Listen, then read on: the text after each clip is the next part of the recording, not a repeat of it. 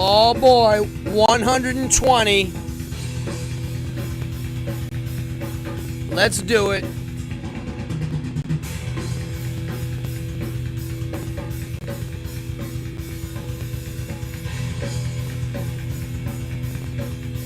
Oh yeah, here we go.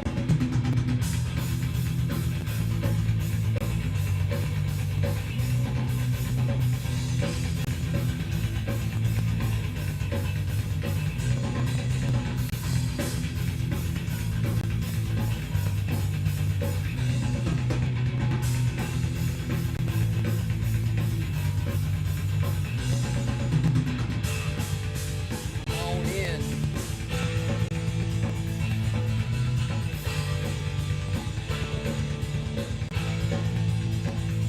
Come on in.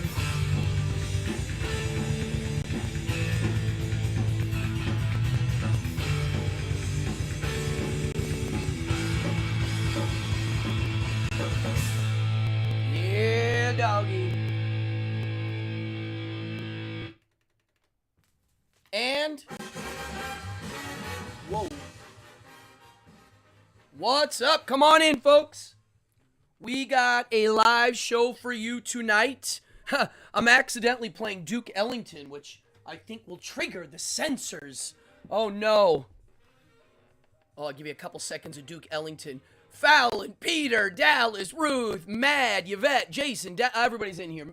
Christopher, Lilith. Hold on. Not that I don't want to listen to Duke Ellington, but I'm going to put on my Baroque album. Why? Because I don't feel like having the feed pulled for copyright reasons. There we go. Cute Monster is right. That is a squishy of a beholder. Come on, focus, damn it. There he is. This is a squishy of a beholder, which we're going to talk about tonight. Dan, you're offended by my beholder shirt. Did you know that beholders are mean? I can't wait to do this tonight. I actually mentioned last week what tonight's subject's about, and this is a serious subject. No, all joking aside, we need to talk about tonight. Come on in. If you are new to this channel, please hit that stupid like and subscribe button. We're getting closer to the 1,000 mark. It looks like it's going to take a lot longer to hit 1,000 than I ever thought. God bless public domain. Yes. No, it's not a mad ball. It's just a squishy. It's a RPG squishy. I love the smell of squishies. It is, officially spring. It is Walpurgisnacht weekend. Oh, yeah. Congratulations to High Priestess Peggy Nadramia for 20 years of service. Wow, so cool. Congrats, everybody who's watching that knows what I'm talking about. What else? Oh, yeah. So, quickly, before we get into this subject, which I think we could literally talk about for hours on end, this weekend was somber of sorts. I'm working now doing private parties, and it's Lanny Harris. Come on in. My mom is in here. My sister's in here. This is great. A lot of good people in here. I'm actually going to assume the thinking position already. Shane's World. So, first of all, we had a firefighter die from our neighborhood last week, and his funeral was on Friday. And I knew him from one of the venues I work at here, and I know his family. If you live in Rockaway Beach long enough, you start to get to know a lot of people that live here, and some people have been here their whole lives, their whole families. And so that happened. We had a funeral here that had 20,000 people show up. It was, you know, when we have someone die in the line of duty, New York City does a big one. And because it was a firefighter from Rockaway, the turnout was insane. And they even had the fireman boats squirting the fire hoses. It was pretty cool. I then went to, I was performing at a wedding over the weekend. And the guy who died, Timothy, he was supposed to be in the wedding party. So, again, they were all there. heavy, heavy. And then Sunday, we had a memorial for a friend of ours from Rockaway Beach, Jesse Jupiter. He was one of our friend circle friends. He was just part of our scene. He was a neighbor, a friend. He partied on the beach with us. He passed away last week too, and we had his memorial on Sunday on the beach. And it was a beautiful night to celebrate life. So it's been an interesting weekend. Ryan Potter, come on in. I think we're gonna get a big group tonight. I need input tonight.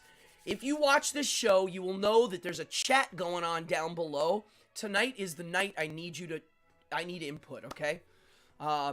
If you're new, say hi. I want to know who's in the group. If I know you, say, hey, I'm here and this is my name. You know, everybody here has aliases. What else? Oh, the satanic playing cards. They're like literally waiting to get printed. Could be a week, could be 2 weeks. Let's see. They're on the dock. And then I get them shipped to me, and then I ship them to anybody who ordered them. And yes, there's extras for those that are asking. Not many, but there will be some. Yeah, the New York. I mean, that's a dangerous job. That's a big job. That is a big job. That's part of the deal. That's why they get deep respect. Firefighters, that ain't no joke. What else? Tech trouble. Yeah, I've been having tech trouble with this. I need to, you know those donations that you give me? Yes, they're awesome. Anybody that donates, it goes in the show. Well, guess what? I got to get a new camera. Not this camera. This camera here is high end. I need to get a new hand camera. They're not much money. But yeah, I'll be getting one of those soon, and we'll get that up. And then we are going to do an overhaul of Streamlabs because they're jerking my chain now. The platform that sees this, spits it in, and organizes it is called Streamlabs. And they are driving me nuts because I used to go on a website and do all the business. Now they want you to have an app in your computer. I don't know. They got rid of Zalthon here. Zalthon here. This is Zalthon. He's our moderator. He's on holiday. Until we get it straight, he's on holiday. What else? Any other weird news? As people gather in the room to listen to some chats. I can't wait to get into this subject. As you know, I like to talk. I like to talk about role-playing games, game nerd culture, and I like to talk about free speech issues. And tonight, that's all coming together into one ball. Let's see, before we get into the meat. So I've been, on a philosophy kick now for coming up on, oh boy, in about 4 months, it'll be a solid 2 years of reading and writing for about 4 hours every day. Oh, yes. And, no moderator. And so this is the new one I've been on. Come on, focus. Focus. This camera's having focus problems. There it is. The Myth of Sisyphus. Albert Camus. Wow. Dense, but good. A little less, not as poetic as Nietzsche. No way. But pretty profound stuff. This one is a book about literally, so I wanted to read this because I've been hearing about the man's name and his concepts in the absurdist category, which I'm a fan of. And I saw a college professor say that he was going to have a hard time teaching this book to a bunch of crazy college kids. Yeah, you can curse tonight. There's no moderator. Go ahead. It literally, this is the opening line of the book. It's, there is but one truly serious philosophical problem, and that is suicide. That's the opening line of the book. Bam. It goes, whap, right away. Whether or not to kill yourself is the first thing. When I heard that's how the book starts, I was like, I'm in. I can't wait to read it. I'm on chapter 1 right now, and I'm blown away, and I will now add that to my daily reading until I read the damn book. You got it, Dallas. I tell everybody, if you want to become a better reader, start reading with a pencil and start doing notations. Circle things that you like, circle things you don't know what they are, mark things that you want to read again. And also, very important, try to summarize what it is in your own words quickly on the margins. Your book should be filled with notes, and by doing such, it literally plugs it into your head in a different manner than just sitting there and reading it. So I read with a pencil. I actually have this right here is the pencil I use. Come on, focus. This is my pencil that I use for dungeon mastering and philosophizing. And then I have one of these, a clipboard, with a marker. And if you do that, I swear to God, if you're reading stuff, ooh! Ah, okay. Oh, this is going to be good, Dan. You're going to have fun tonight. We're going to have fun. Grab your drinks. I'm on Coca-Cola tonight. I wanted a little caffeine. Notes are key in reading. Yeah. Well, the dictionary, my phone's sitting right there, like, ready to go. Especially reading some of these guys. Okay. I think we're ready. Let's get into this. So, tonight's episode, I entitled Mind Police and Censoring Monsters. And when I say monsters, I'm referring to monsters. Frankenstein, Wolfman, the Mummy, dragons, vampires, orcs, demons and devils, and creatures of the night that people put the word monster on top of. Fantasy creatures, and I'll use the word monster in a real context. John Wayne Gacy, monsters. Censoring monsters. Sharpies are my jam. I live with a Sharpie. This is like all I need to make a living, I swear to God. All I need is a pack of cards and a Sharpie, and I can work. I can work anywhere for anybody. So I like Sharpies.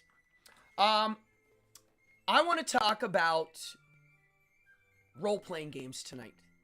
Dungeons and Dragons. And the themes that we're going to talk about tonight surrounding that game and its concepts and mythology, I want to talk about morality, ethics, absolutes in life, and absolutes in fiction fantasy. I'm going to talk about what is a game and what does that even mean to play a game. I'm going to talk about purpose, our personal purposes, stereotypes, good stereotypes and bad stereotypes. I want to talk about race and species in a fantasy context. I also want to talk about violence in a fantasy context too. So, with those subjects, let's begin. Now, how this all started, and I know this. I'm going to turn the music down now because this is where we're getting deep. And please chime in. I really am a little confused at a certain couple things going on in our realm of existence. And if anybody can play devil's advocate tonight to anything that's being thrown out, please do. I want you to. I want you to say, whoa, you're missing something. Because I'm trying to find things, and I'm having a hard time. When I was a little kid, I've told this story. I found Dungeons and Dragons. I was at a public pool, and there was a couple of older kids playing it. And it was mysterious, weird. Didn't hear about it on TV much. I mean, I never heard of it at all, actually, at that time. And I was intrigued immediately about it because it used your imagination. And I didn't see what they were talking about. They were talking about fighting dragons and monsters and being thieves, and I didn't see anything. I didn't see any real, there wasn't a board. There weren't pieces. There was dice. They had a metal miniature, but it wasn't doing anything. It was just sitting on the table. And so I saw that. Fast forward a year or two later, And here it is on TV. Tom Hanks starring in a movie called Mazes and Monsters, an anti-Dungeons and Dragons role-playing movie. Now, I was told that, and I had a very religious English teacher, Mr. Esper. I remember his name. He was an English teacher. I believe it was like 8th grade. And he told us role-playing games are dangerous. That's what his church told him. Now, mind you, this is public school. And I was already an atheist at the time, so that didn't mean anything. But I was just shocked that he was literally telling the class how bad it was. Because I had some of the books, and my friend Jeff, who sat 4 rows that way, he had books too, and we played. I played games with him. And as soon as he mentioned how evil Dungeons and Dragons was, we were like, whoa, whoa, whoa, whoa, whoa, whoa. Hold on. You're wrong. That's not what it is. And he actually said, do you mind if can I borrow one of the books for an evening? And my friend Jeff actually brought one in and lent it to him. And in a few days, he came back and he actually said he didn't really find any problematic material. Now, I'm going to be honest. I was told Dungeons and Dragons was bad at an early age because it enabled people to summon demons. Now, we all know that that's not literally what happens. I mean, we are pretending in the game. You could do that. Whoa, what's this? Ooh. So, what is this? Just started. Oh, what's going on in here? Oh, the John Wayne Gacy doc. Yeah, I heard it's pretty good. So, I am told that Dungeons and Dragons can open your mind up and make it susceptible to demonic forces. Now, most of you would say that's ludicrous. But now, where I'm at now, I would agree. They were right. The Christians were right. Dungeons and Dragons is evil. It does open your mind to, quote, demonic forces.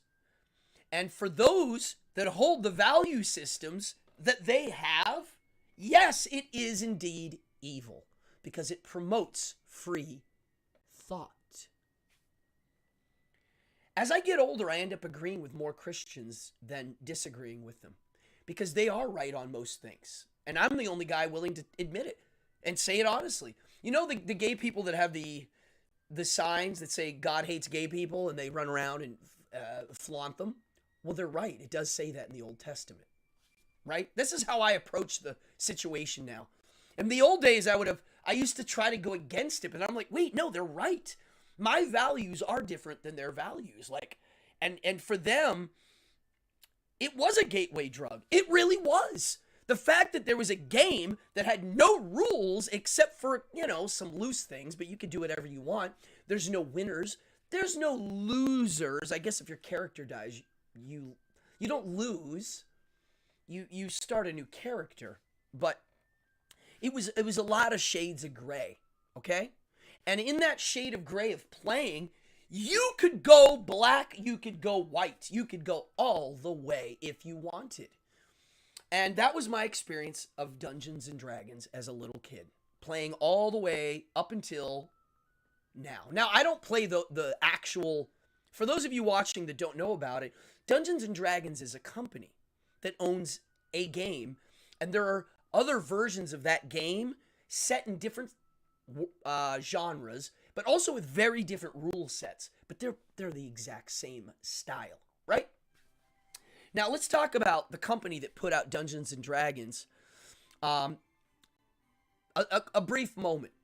It was invented by Gary Gygax, and there was another guy that literally was only in it for a few years, and then he actually died of a heart attack. Oh, I wrote his name down somewhere. Don Kay. He died pretty suddenly at age 35. And they created TSR, Tactical Strategy and Research, or something was the name of the company. Well, TSR Hobbies, we all remember that name. And so Gary Gygax met Dave Arneson, who created a world called Blackmoor, and together they created Dungeons and Dragons.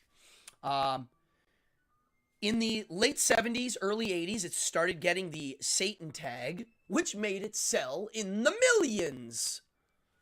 And it got popular. Now, when I say it got popular, not like what today popular means. It was 70s popular, okay? It was still underground.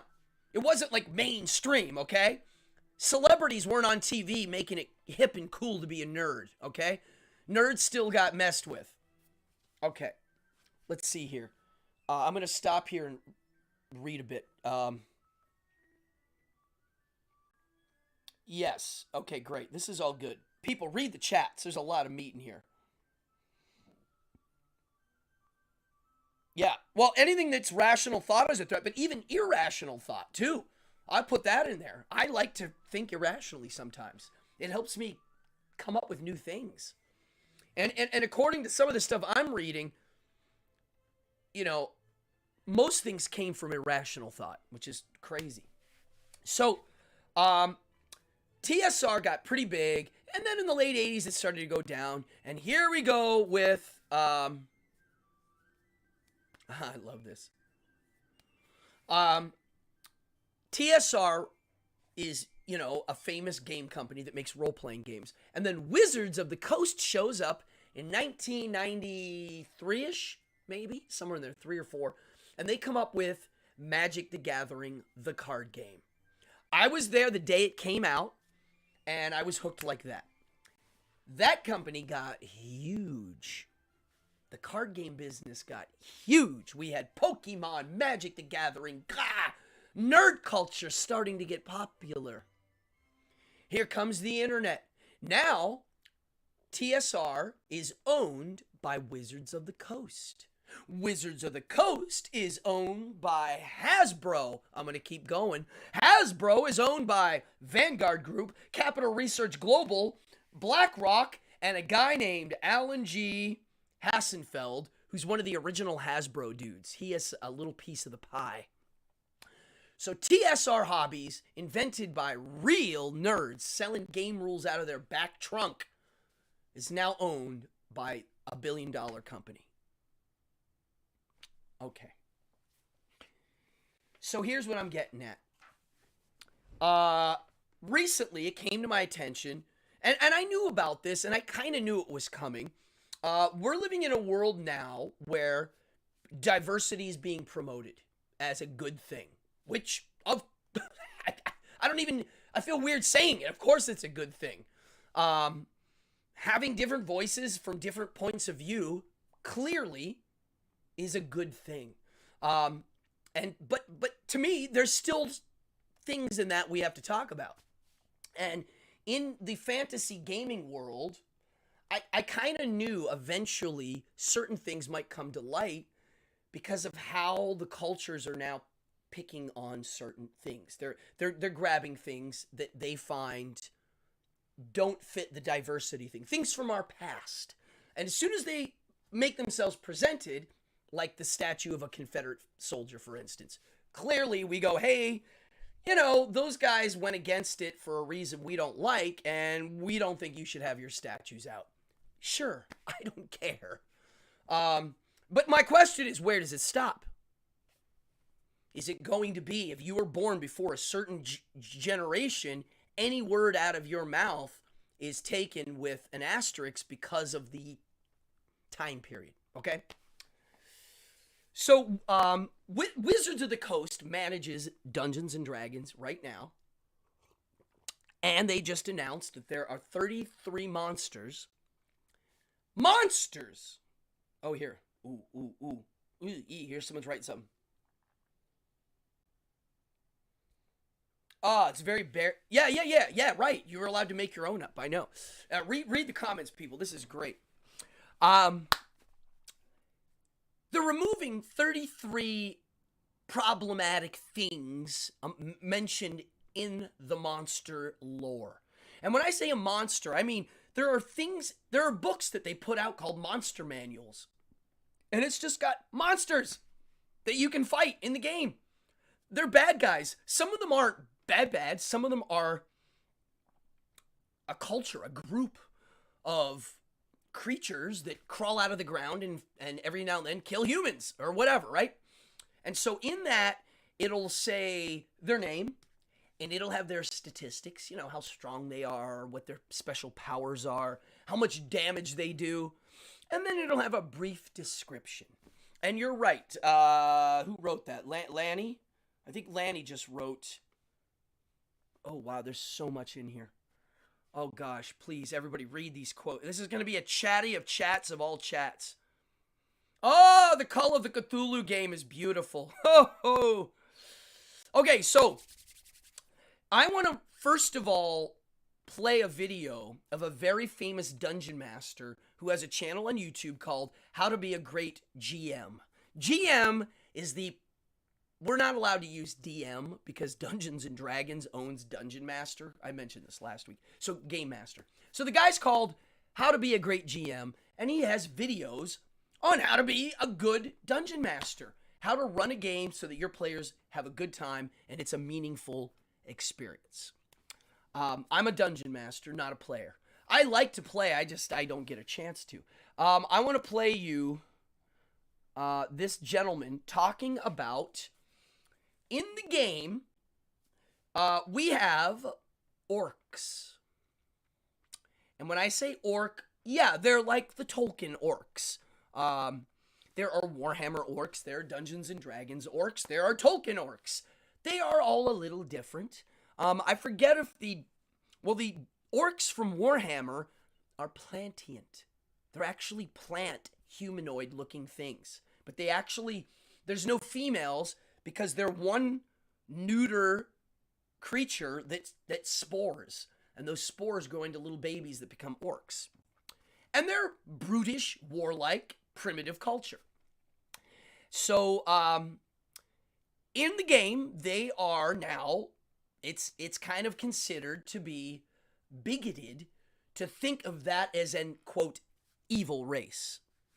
I don't use, the word race for them is species of creature. I mean, when I think of race, I think of we are humans, and there are some different variants in that group that literally are topical. Some cultural stuff, but mostly when we say race, we're talking about Asians, Africans, Europeans, right? We have the indigenous of South America, we have the indigenous of Australia, but we're all frickin' humans, right? Well, I would never consider an orc to be part of that group. Even in a fantasy setting, it's not there, right? Okay, here's the guy talking about how to deal with this, and I'm going to play 2 short clips. Check it out. An lawful evil orc? Well, lawful, what do they know about law? Ha ha ha. They're all chaotic, anarchic creatures who rebel against their chieftains and just want violence. The idea of perpetuating a specific difference based on race needs to be removed. And it also needs to be removed from the idea that there are creatures that are all lawful evil, all chaotic evil, all lawful good, all neutral good, all etc., etc. And if you don't have an alignment system in your game, that's a good thing. I've never been a proponent of the alignment system, and I am dead against it, as a matter of fact. It simply creates more divisions. What we should be looking at is how to make those races as diversified, as interesting, and as amazing as the races that we have here on Earth. And lawful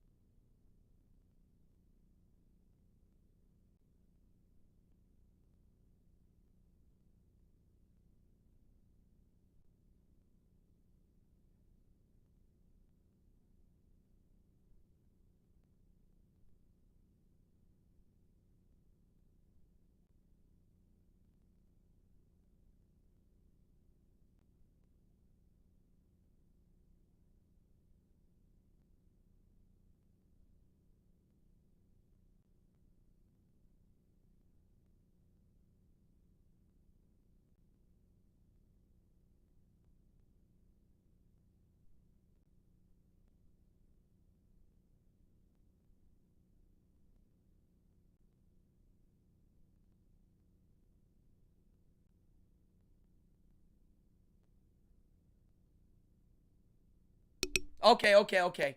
Wow, sorry. I'll fix it. We're good, we're good. Okay. Okay. So, I don't know where to begin with this guy. Um, to Buster Keaton. You heard what he said, right?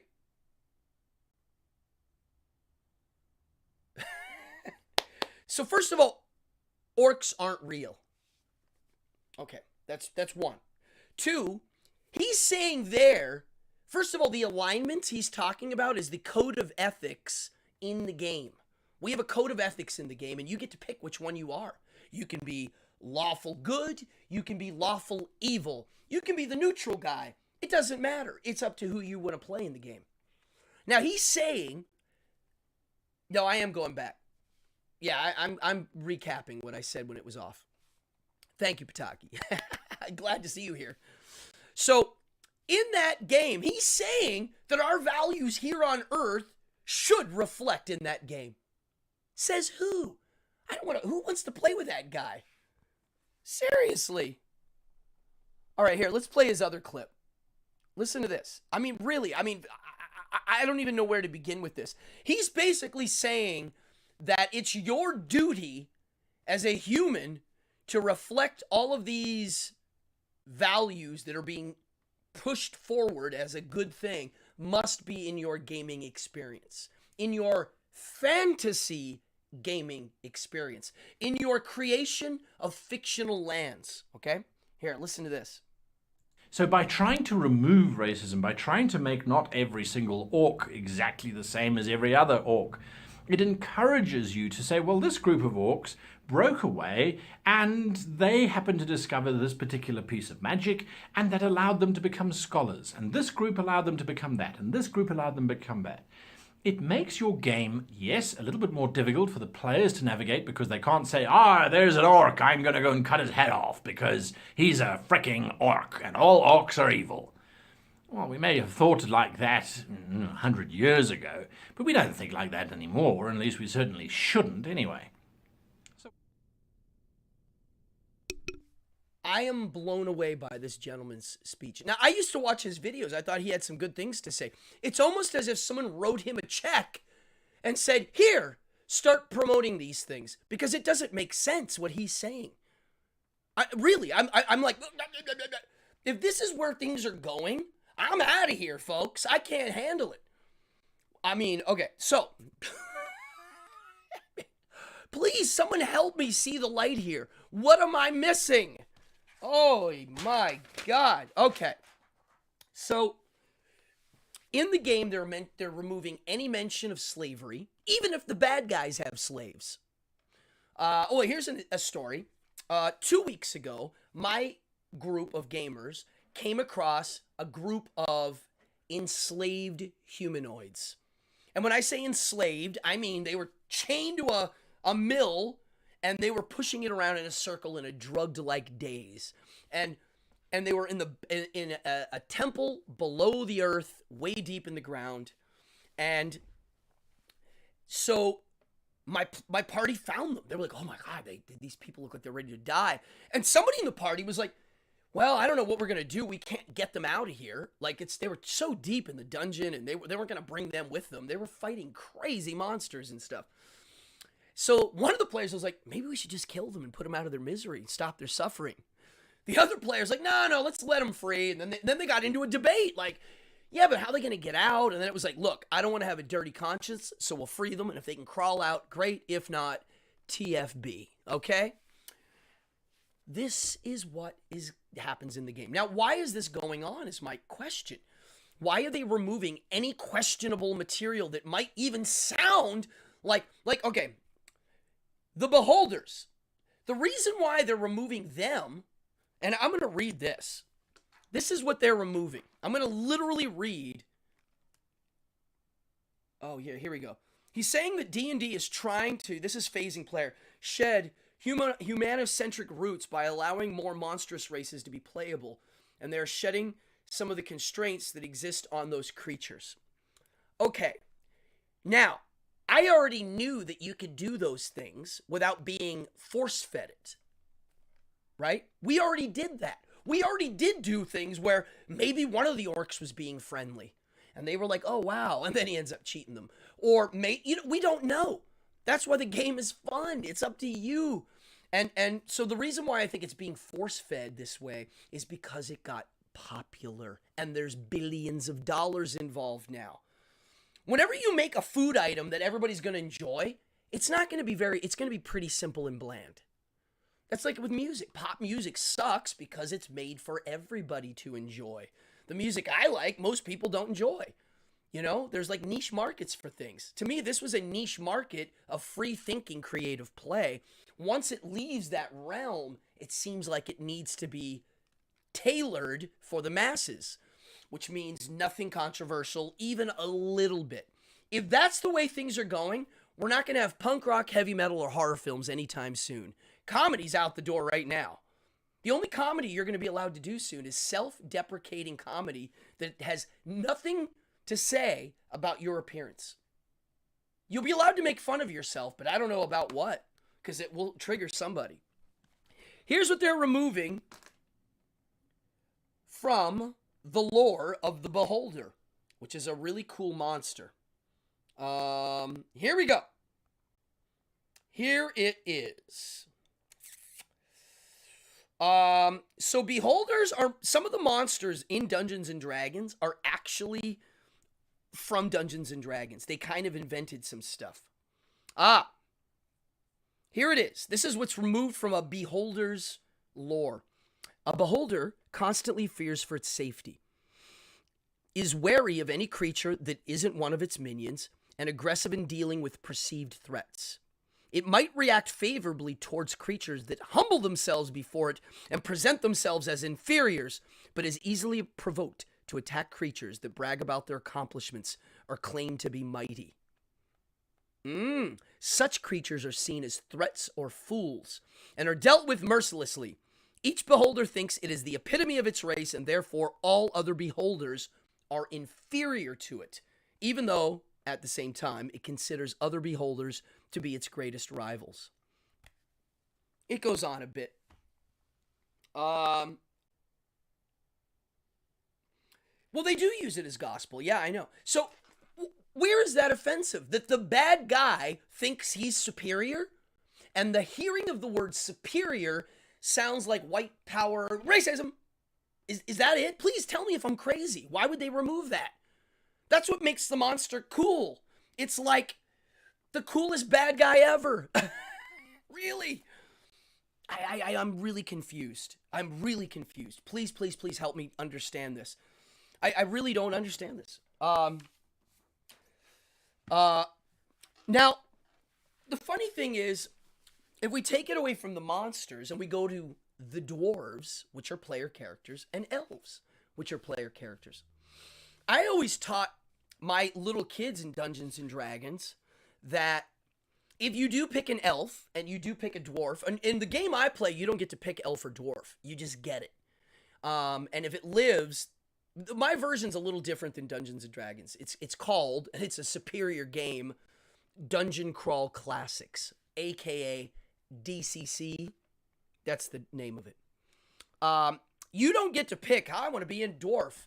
You roll, and it'll tell you if you're a human, dwarf, halfling, or elf. If you get one of the different races of humanoid creatures, then... I know, but... I know. That, dude, we're seeing it right here. Yeah. Master race of monsters. I'm really confused. Are we not going to be able to do historical movies soon? Like, I'm really baffled. What antagonist of any sort? Yeah, exactly. Thank you, Bill. I was going to message you, Bill, today to come watch this episode because you have a lot to say, I'm sure, about this. Okay, so if you're playing if I have kids and I'm going to dungeon master, I'm like, look, if you're a dwarf, you might experience racism. I put it in the game. I make it part of the game. I go, look, dwarves get picked on by elves. Sometimes humans pick on them, but dwarves are really awesome, and so are elves, and so are halflings for different reasons, And in the game world, you get to experience what it might be like to get discriminated because of your size. Halflings are this big. Are they going to make it so that halflings can be 8 feet tall now? And dwarves? Well, dwarves aren't little and stumpy anymore. They can be 8 feet tall and beautiful. Right? I'm confused to where the lines are going to get drawn because they're starting to get really wobbly. Now, honestly, all of this is meaningless because we could burn it all and go play the old rules. AD&D. I don't even play Dungeons and Dragons. The reason why I'm making this video and I'm so fired up about it is the fact that it's even happening. People go, what are you worried about? I'm like, I'm worried because it's going to go everywhere. If it starts with one thing and you let it in, or even just not talk about it and call it out for what's actually going on, it just seems weird. It's like, guys, we have to talk about this. You're not going to be able to write aggressive poetry. They're going to be like, So the stereotype of a dwarf is they're greedy. Well, in the game I play, dwarves can literally smell gold. They can smell it. It's built into the rules. Humans can't go, I think there's gold in that wall. Dwarves can. Now, is that racist that they can do that? Please tell me. I'm asking questions. I need answers for these. No. Well, they might have to do that. Yeah, I mean, dwarves and halflings don't move as fast. They don't. That's part of the game. It's funny that people hate stereotypes, but they don't mind good ones. I always thought that was funny. Good stereotypes are awesome. Bad stereotypes, how dare you? That's untrue. And people that hold stereotypes do that with themselves. They promote the good ones and downplay the bad ones. We live in a tribal world. We do. It's been that way since caveman time. It's still like that. I don't care if it's skin color, shoe size, religion, eye color. We have tribes, and people will fight and die for them. And I think in the game, it's reflected. We do it with monsters and other creatures and other lands and different dimensions, and we are able to experiment with our values in these games, and not for long. I mean, here we go.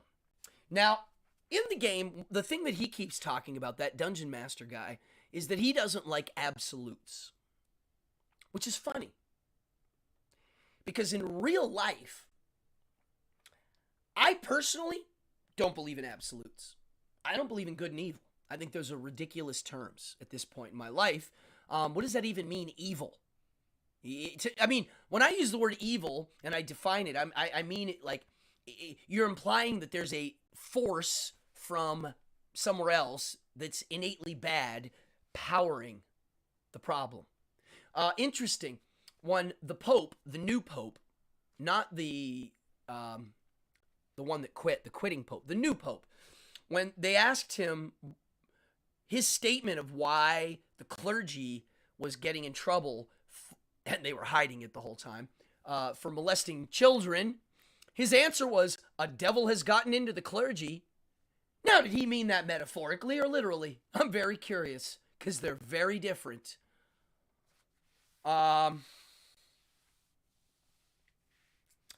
Yeah, I mean, I'm with you. You don't need the lore, but I mean, but I like lore. I want lore. When someone writes background stories for things, I use it. It helps me sometimes. Yeah. It is an absolute to hate absolutes. Well, okay, so these guys are saying we don't want absolutes in the game. Now, here's my question. Does he feel the same in the real world? For instance, Nazis. I have friends whose grandparents fought on the German side. If you're going to be an absolutist, his grandparents are pure evil. People use the word Nazi now. You're a Nazi. You're a Nazi. You're a bigot. You're a bigot. You're a Nazi. They use those words to blanket things and discredit things without even thinking about it these days, which is an absolute way of doing things. I always thought how bad I felt for the, quote, Nazi people that were roped into it afterwards, just like, ugh, like it was a mess, right? They were people's grandparents. I mean, I'm sure they did things because they didn't want to die, you know? And so, yes, they're the bad guys now, but I just think it's really weird that, like, even in a fantasy setting, like, okay, here's an example.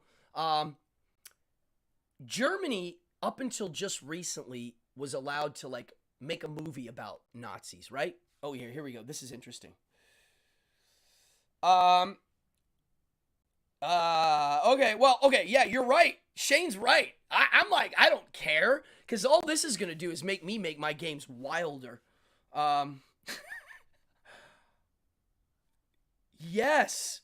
Yes, Bill is right. Fantasy is meant to be a reflection of the darkest and brightest parts, and it's where, yes. And we challenge those concepts. This is where little kids, when they're playing the game, kill things and then kind of feel bad. They get to go, wow, maybe we shouldn't have killed that guy, right? But I wanted to go, yeah, see? I mean, that's it. That's what I'm saying. We have people who have families that were part of these political movements.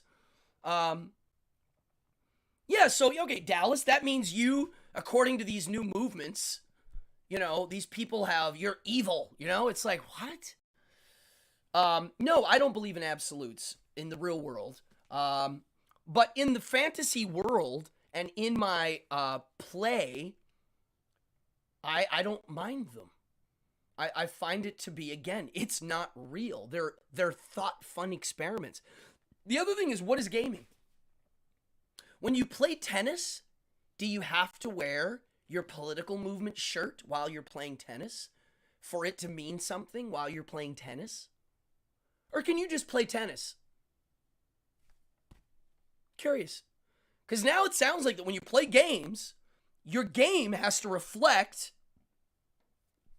the values that are being promoted as the correct ones of the time. God, I wish this would have happened in the 80s. What would they have done? They would have asked to the game. The German uniforms, well, yeah, that's right. Hugo Boss was the fashion designer. Here's a question. Do the bad guys in the game, or the antagonists, do they have to have the same values as we? Or even the same values as the good guys in the game? I don't know. Are there any evil gods allowed in the game? Can we at least have fun with that? If there's a god who's innately evil, wouldn't his minions reflect that? I guess that's gone too.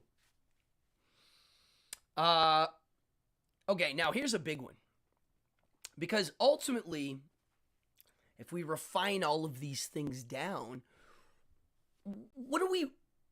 When you criticize an orc for being barbaric, is that okay? I can't even believe I'm saying these things. But I'm being honest. Because in the real world, I was taught you can't criticize someone's skin color because of how they're born, the skin color. I was also told religion too. Don't criticize religion. Don't, if someone's from a different land, has a different skin color, looks different, they're born that way. Why would you criticize that? It's ridiculous. Now my question is, can you criticize culture and religion? How fair of a game? Because people are literally born into religions and brainwashed. And let's use the word indoctrinated, okay? It's a little politer. Brainwashing and indoctrinating are basically the same thing. But is it okay to criticize? I think so most of the time, in most cases. Just like culture. If somebody's into genital mutilation and I don't like it, can't I be like, I don't like that. You should stay over there. Right? There's a really, really, really, really, really, really good debate. Christopher Hitchens. I miss him. Atheist, scholar, writer, smart guy, wickedly funny. He is debating a rabbi about lots of things. And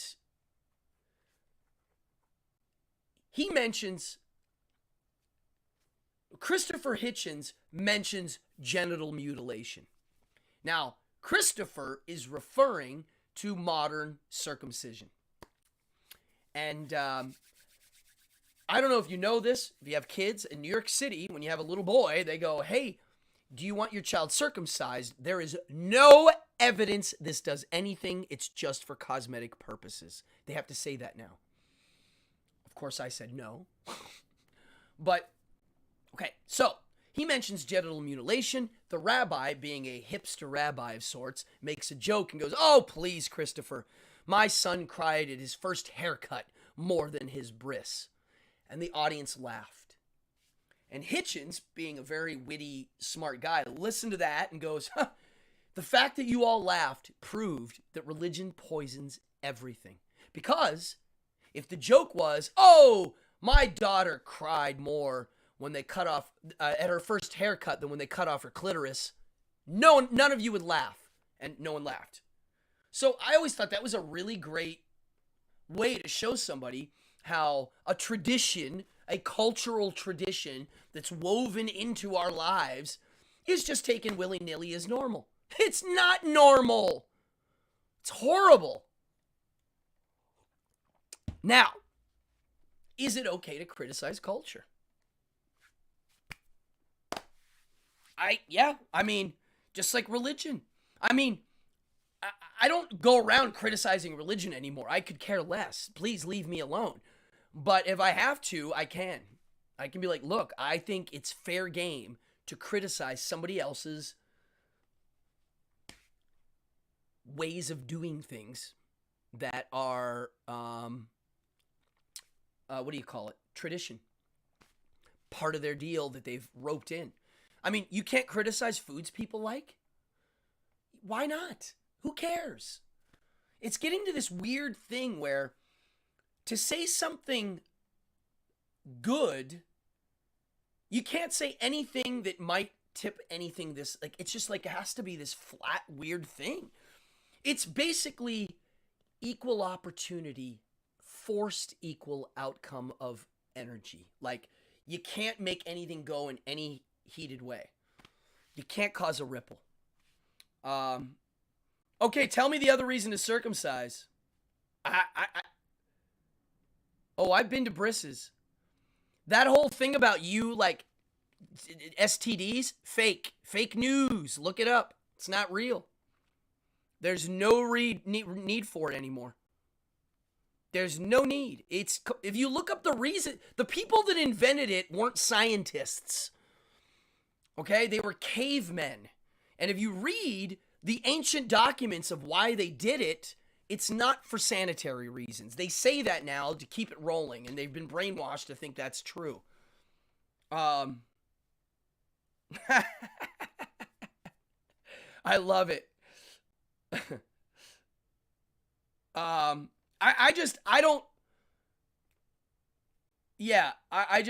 don't know. I think all circumcision's weird at this point. Again, no one asked me. And it does dull the senses. It does. That's what it's for. It's ridiculous. Unbelievable. So, I hope these are making sense. Is this making sense? I hope it's making sense. No, there is no valid reason to circumcise. No, there really isn't. There's none. Other than, I know a couple people that went to the same school as my kids, and they circumcised their kid, they told me, so that he didn't feel left out. Guess what? None of the kids were circumcised except for his kid. He was the odd man out at that point. Well, the reason why it spreads herpes is because in some Jewish traditions, they use their mouths to spit the blood. It's kind of crazy. Yes, you're right. Kellogg's Cornflakes guy. That's completely true. I mentioned him once on one of my cereal shows. Okay. I wrote down the act of getting the game to have more variance in its diversity and inclusion. It's going to go the opposite way.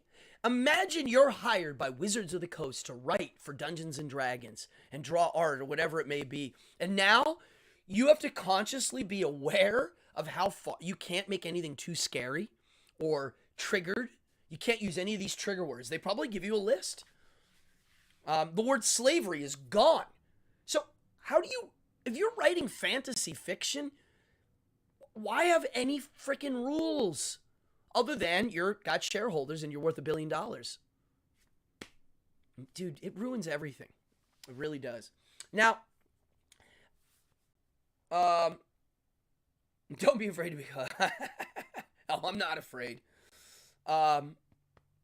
Yes, they suck the blood. Yeah, I know. There's one rabbi that gave like 50 kids herpes from that. Yeah, look it up. You'll see. I think it's upstate New York. Muncie, I think, is the town. It's an Orthodox community upstate. So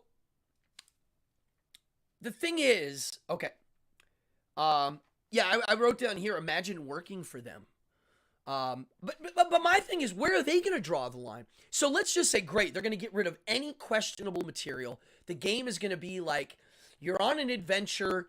You're only stealing from rich people. You're not allowed to steal from poor people in the game because it's looked down upon. And you have to treat the monsters first as an equal and make sure they have malicious intent before you even do any harm. And then if you're actually going to hurt them, you have to first pull your punch and knock them out. And then if they're not going to fight, you can kill them. Like, where does it go? Because isn't violence bad? Isn't murdering things bad? Isn't cutting heads off bad? Isn't that considered a negative thing to do or to promote? Solving problems with swords? When's that next? That's the next thing to go. Yep, that's it. Rockland County. Yeah.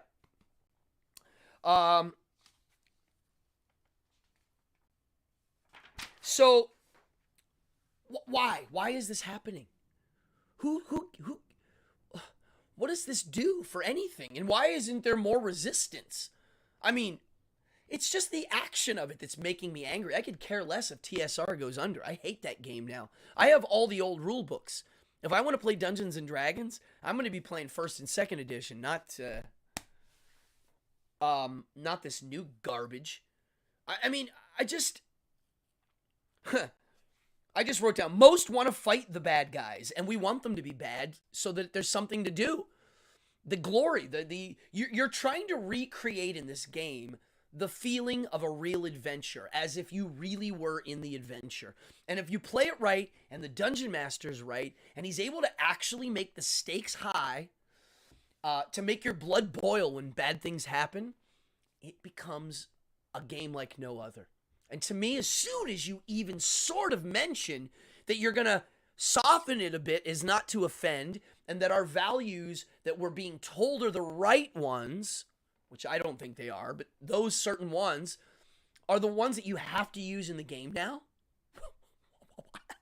What's going on? I'm confused. Absolutely confused. Yeah, I mean, the horror business, the horror film business, where does that go? Where does that go? Where's the heavy metal business going to go? What if you want to write a really hateful heavy metal song about violence, bloodshed, murder, racism, Nazis? I mentioned last week, Slayerheads, they have songs about Nazis. Are they Nazis? No! Of course they're not. But they wrote a song about them to get your blood to boil. They're not saying it's good. I mean, really. I mean, I'm beyond the art part of my brain. When I smell or hear that kind of like thought, makes me not only want to vomit, it makes me want to smash things. It's unbelievable. Oh yeah, Terrytown, Yvette. I remember up there. Yeah, that's not upstate. Well, that's it. We create our own mythology. I actually, when I play Dungeon Crawl Classics, I use some of their lore, but then I'm plugging in all sorts of stuff. And the player characters that they encounter that I play. Oh, my screen just jumped. That was weird. Am I still connected? I just saw everything like flicker. I just don't know where all of this goes. I really don't. I see it happening. I see a couple people freaking out over it. I hope that what happens is that enough people freak out enough that they see that it was a dumb idea to even, like, I mean, that's the thing. The game is about making up whatever you want. It used to say that in the old rules. These are just guidelines. Please make your own stuff up. I like the bare bones nature of it all, but I like the stereotypes in the game. I like that I make the game as if it was real life, where you don't get to pick many things. You get a random character with mostly everything's random except for your name and your alignment. That's how you start. Everything's random. Your job, your race, your stats, how strong you are, how smart you are, your equipment, everything's random. You don't get to pick. You roll 4 random characters, and after the first adventure, whoever lives, you get to pick to be your first level character. If 2 of them live, you pick which one. If only 1 lives, that's your first level character. If he sucks, too bad. Make him cool. That's how I dungeon master. If he's got if he's a dwarf and he's really low intelligence and he has no agility and he's really bad at sword fighting, that's who you get. I'm sorry. Make him cool. Make him rise to a hero. That's how I play the game. So I don't care about the rules. To me, what I care about are the people even sitting around trying to plan out the next thing to start knuckling and noodling with, and foisting some sort of false value system that's like, what? Because the value system they're even foisting forward, we can debate the merits of that alone, let alone should it be applied to a fake world with monsters. They're doing it to monsters. Oh my. I really... When I saw that, I was really like, wow. Now, I remember in the 80s, it was the religious right. And they were coming. A lot of them were, they were going after Dungeons and Dragons. And then it was heavy metal. And then the PMRC came out, which wasn't the right-wing people. It was the left-wing people there. That was Tipper Gore. That was Al Gore. These are the neo-Democrats, the Clinton team, that side of the Democrat Party. They were the ones going after heavy metal people. They were. Yeah. The right-wing people are like, who cares? The left-wing people are like, no, it's a little too much now. Oh, it's crazy. It's crazy. So what's next? We're seeing right now the comedy business getting a big hit. You can't make fun of anything. You really can't. You can't mention stereotypes. You can't. People are really good. I've heard the college market for comedy is gone. Even the college market. I've heard college professors explaining how they got to write the trigger words on the chalkboards. Certain colleges make you list trigger words. I told you, I was told that the dungeon game I was going to dungeon master at a game shop, the players had a card. I think it was a yellow or orange card. And if you felt uncomfortable, you'd slide it forward. I was like, well, I'm not playing with people that are uncomfortable. If they're uncomfortable with me, if for any reason, they'll know right away when I meet them. Because I ain't playing with a sensor on my brain telling me to be careful of what I'm doing here. If I want to scare them and make it seem scary, I will scare you. If it's going to sound scary and racist, I'm going to do it as a dungeon master. It's not real. It's a story. I'm a movie director. I'm directing a horror film, and you're in it. And if the bad guys are going to be horrible, scary monsters, that's what they're going to be. And maybe part of the puzzle is they're not all bad, and one of them might be actually helpful. That's the way I would do it. I tell you where to slide that yellow card. Yeah, no, the college is done. Done. Yeah, I'm not into it. Not into it. The people that like this stuff only apply it to certain things. They don't apply it to their own things. Well, it's like the Ministry of Truth that we're having to deal with now, the Misinformation Board. I don't know if people know this, and I'm not going to get into this, but it's actually Homeland Security that's in charge of that program. What? The Patriot Act people. They're in charge of misinformation board now. I can't deal. Are they going to go after religions? That's misinformation in my, from where I stand, that's misinformation. Are palm readers next? What's going on here, folks? I've had it. I like freedom even if it's dangerous. And even if it causes problems. I don't care anymore. Carlin would have been burned at the stake. Yes, he would have. We wouldn't have had a lot of the great thinkers if we would be running it through these systems. As soon as you have billions of dollars involved and insensitive shareholders who could give a healthy shit about Dungeons and Dragons games and the nerd culture that invented it, you're going to have this happen. At least that's how it looks for me. These games were invented by real nerds. Nerds that didn't care what you thought about them. If you made fun of them, they didn't care. They go, all right, we're going to go play our game now. Dude, where's Bill Yawn in here? Me and Bill Yawn sat at the table of all the game nerds in high school. We'd sit at the table. We were the punk rock weirdo kids.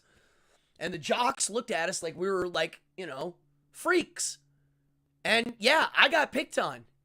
I'm sure you got picked on, Bill. We all did. And I dealt with it, and I wore it like a badge of honor. It made me who I am. We are the people that invented these games. It's not the other way around. Yes, the nerds were ostracized. I was one of them. And for years, it was considered a dirty word. And we didn't care. We didn't care. We liked it. It was great. More, please. And where are the jocks now? Playing Dungeons and Dragons. Still am, really. Mel Brooks. You were the long-haired heavy guy. So, the long-haired heavy guy, those were the dudes that when we had to do the run, every year in gym, we had to do the mile run. And I hate running. Never liked it. I only wear boots. I don't even own sneakers. And I hate running. So it was me and the long-haired big guys that would walk it as a statement. And we would all get Fs because our time was so horrible. But I was like, I'm not running. I refuse. It hurts my knees. We loved being left out. Yes, we did. Yes, I'll cheers to that one. Being left out meant something. Well, I don't know what else to say, but I wish someone would give me a little bit of a nugget of sanity to maybe, I don't want to use the word accept, but to understand for even 2 seconds what's going on with this movement of getting rid of anything, even anything that even smells like a trigger word. Because that's what it is. You can actually say, all right, we're going to get rid of slavery in the game. We don't even want to refer to it because it's a terrible thing. All right, I think that's dumb because now, the bad guys can't be bad? But, all right, great. But now, it's more like, and characters aren't allowed to say they're superior. Wait, huh? You mean my character in the game? No, the bad guys, the monsters. Excuse me? Oh, okay. All right, I mean...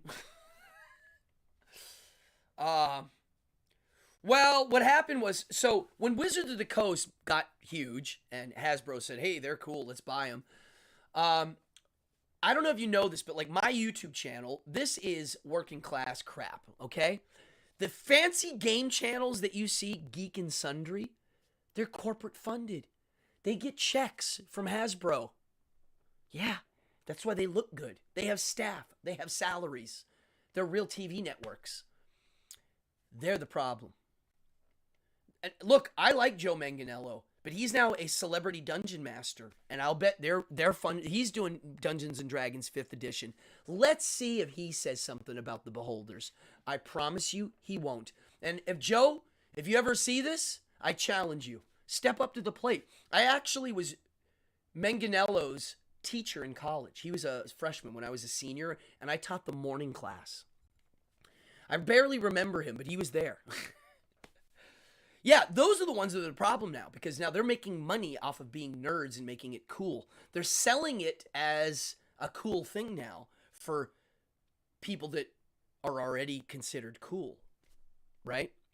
And so to me, that's part of the problem. But again, if you're making anything for the masses, it's ruined. It's ruined.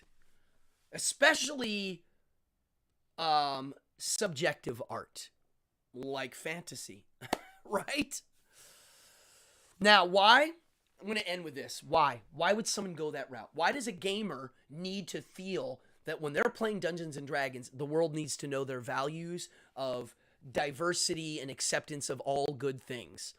The reason a person would want to play that in a fantasy context is they have no purpose in their life. None. No real purpose. They view themselves as purposeless fools. And that's what this book is about. That's why it's amazing that this happened and I'm reading this book. The absurdist notion is this, and this is where I'm going to end tonight, and this will be something to chew on.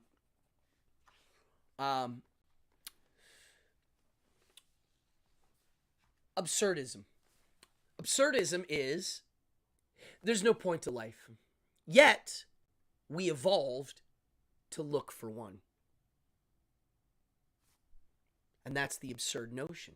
Now, once this is understood, there's no point to life, you have three choices. A, kill yourself.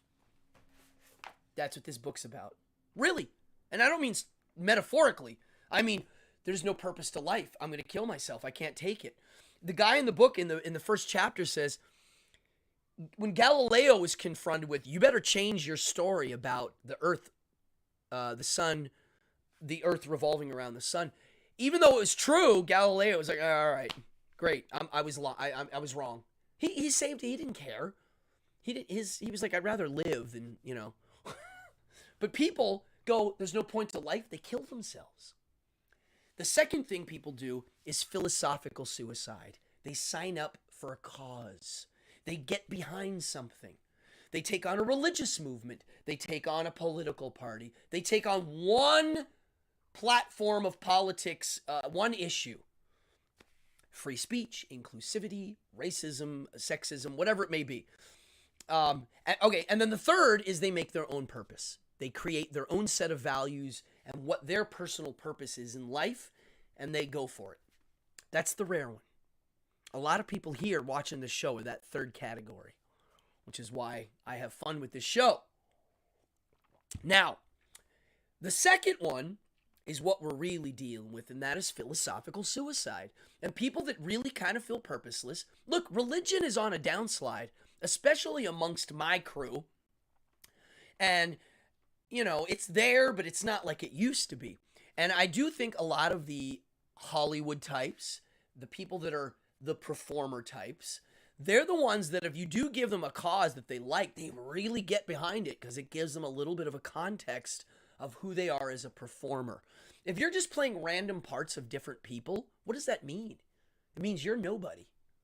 It means you're good at playing chameleon-like roles and embodying other characters. But you personally are meaningless. This is my personal opinion of why Hollywood is the most loud about these issues, a lot of these issues. They feel like they're purposeless. They don't say it, but when they get a purpose, they put on the good guy badge in very, very profound manner. And so that's what I see. I see people without purpose making this their purpose. And it's not coming from inside. It's not. It's coming from outside. It's not coming from inside. All right. I don't know what else to say. I don't know. I'm going to think about it more. If anybody has something I missed, please tell me. I don't want anybody to think that I'm insensitive to the global situations of crap going on. Of course I am. But I'm also a realist, and I realize that some of the bad things that are going on are kind of interwoven in the fabric of our realities.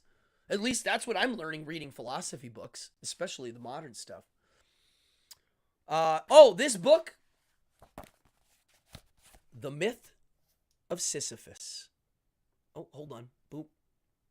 The Myth of Sisyphus. Albert Camus. And this edition with this black and white cover is pretty good. It's not even a long book, and the typeface isn't that small. So, it's not a long read in the sense that there's a lot. It's a long read because you are going to be taking your time. Because it's the kind of book that deserves a few pages a day of thought, where you read a few pages and really digest it. I am no philosophy professor in any way, shape, or form. I am a philosophy student.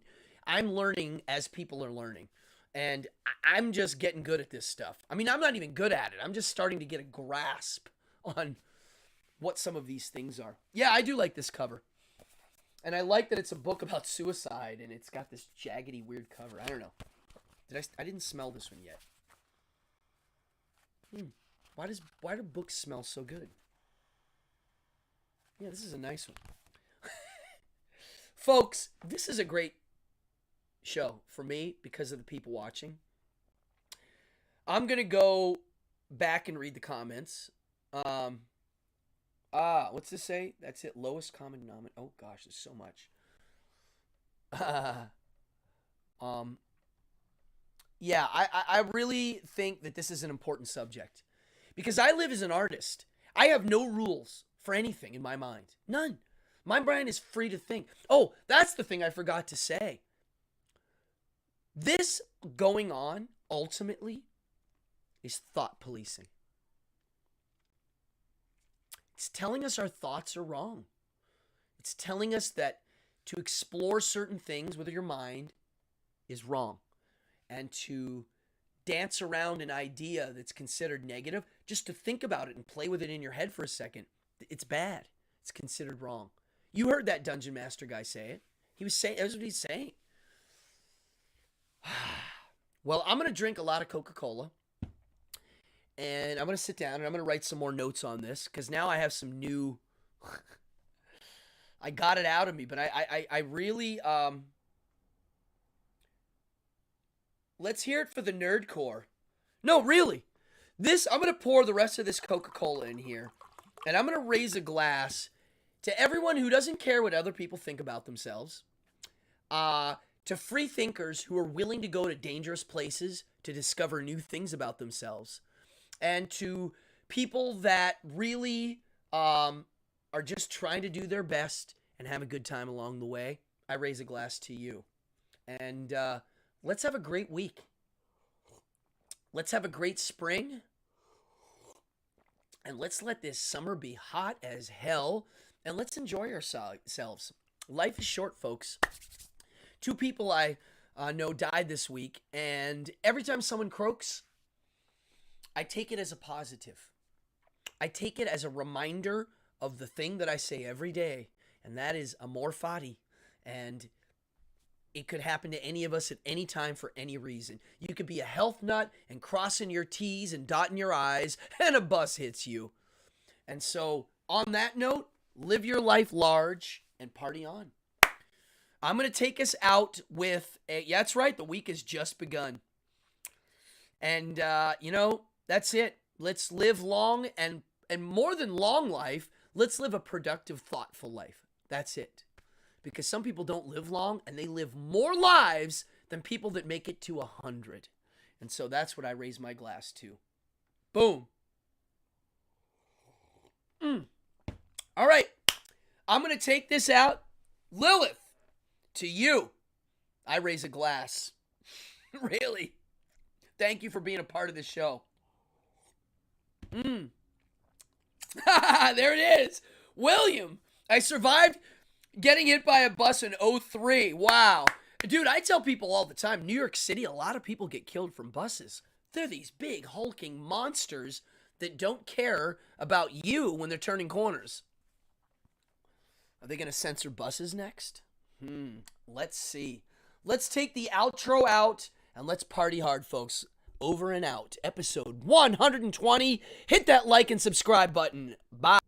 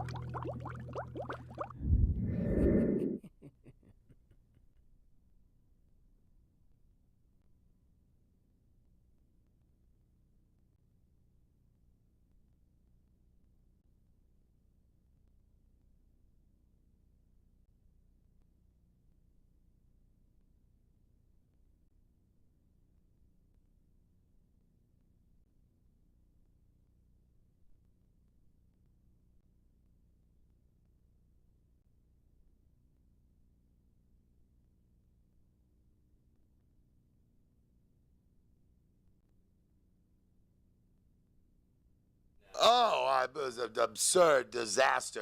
It was a debacle. We went, they nominated us for a Grammy, and then they didn't even want us to come to the damn party. We showed up anyway, hung around until Michael Jackson was done, and then beat it before Billy Ray Cyrus hit the stage. I mean, I could go on and on. We were posing for some stupid photograph with Michael Green, the president of NARIS at the time, and the LA Times had asked me, they said, Odorous, what do you think about being nominated for a Grammy? And I replied, quite honestly, it means nothing to me. It is a meaningless accolade bestowed upon Guar by a retarded child. Now, apparently that didn't go over very well with the showbiz community, whom I live to destroy. Now, let me tell you something. Those fucking celebrities giving each other awards is the last thing they need. Heaping gift bags with $50,000 watches inside of them, the privileged elites of your society, heaping prizes and praises and meaningless awards. What about an award for that girl who's working 60 hours a week so she can feed her 2 kids because her husband is overseas fighting your freaking war so you guys can have your gas-guzzling fucking... Sorry, I get a little worked up about that shit. And then Dave Grohl gets up there on the Grammys. He's like, hey, I'm Dave Grohl. Oh, God, please let me suck some more corporate cocks. I get some more cocks in my mouth. I'm like, oh, quick, let's get some more cocks on stage for Dave Grohl to suck. He's not sucking enough. We think he can suck some more. Get Billy Joe from Green Day over here. Let him suck some cocks, too. They're like, okay, bring him in, guys, bring him in.